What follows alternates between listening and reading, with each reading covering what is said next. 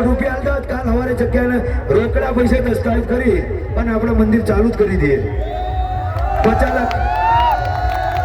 50 લાખ મારે જોડે પડ્યા માતાના 50 લાખ અને તમે કરોડ આલતા હોય તો રોકડા આપીને દસ્તાવેજ કરીને આપણે મંદિરનો પાળો ઘોડી જ નાખીએ.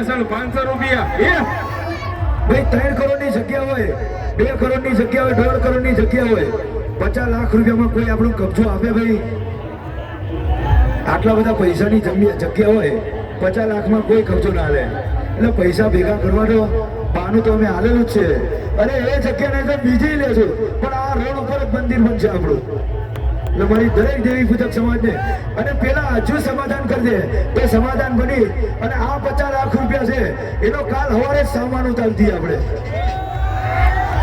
આ 50 લાખ રૂપિયાનો કાલ સવારે સામાન ના ઉતારે એના 2 ભાવ થાય બોલો.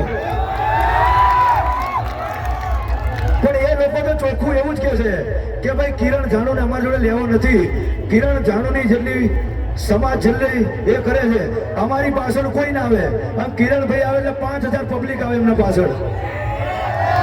તો કિરણભાઈએ એવું સાચવ્યું છે, એવું રાખ્યું છે, કોઈનો રૂપિયો ખાધો નથી, કોઈ દાડો કોઈનું ખોટું કર્યું નથી, એટલે સમાજ મારી પાછળ આવે છે. અને કાલ હું પૈસા ખાઈને બેસી જાઉં તો કાલ મારી ઇજ્જતની વાત છે. પૈસા તો હાથનો મેલ છે અને એક કાગળિયા કહેવાય, કૂતરાય ખાતા નહીં પૈસા. પણ આ ઇજ્જત હશે ને, ઇજ્જત તો હજારો પેઢી જશે તો ગવા છે કે એ ખાવો છે તો દેવી પૂજક સમાજમાં અને આ કામ કરી જો અને કાલે એ પૈસા ખાઈ જઈએ. એટલે એ તો મહિના 2 મહિના 12 મહિના આપણે ધંધામાં કમાઈ લઈએ. આપણે ભાઈ તાકાત છે, જીગર છે, ગમે તે ધંધો કરી પૈસા કમાઈ લઈએ. ભાઈ જીગરનો ખેલ છે, પૈસા કમાવે જીગરનો ખેલ છે ભાઈ. એટલે પૈસા તો આપણે કમાઈ લે ગમે ત્યાંથી, તો ઇજ્જત મળતી નથી ભાઈ, ઇજ્જત નથી મળતી વેચાતી. એટલે મારી આબરૂ તો આજે નહીં જવા દો, કાલે નહીં જવા દો. મારી આબરૂ પર તો ડાઘ આજે નહીં વાગો દો, કાલે નહીં વાગો દો. વાહ વાહ ભાઈ વાહ.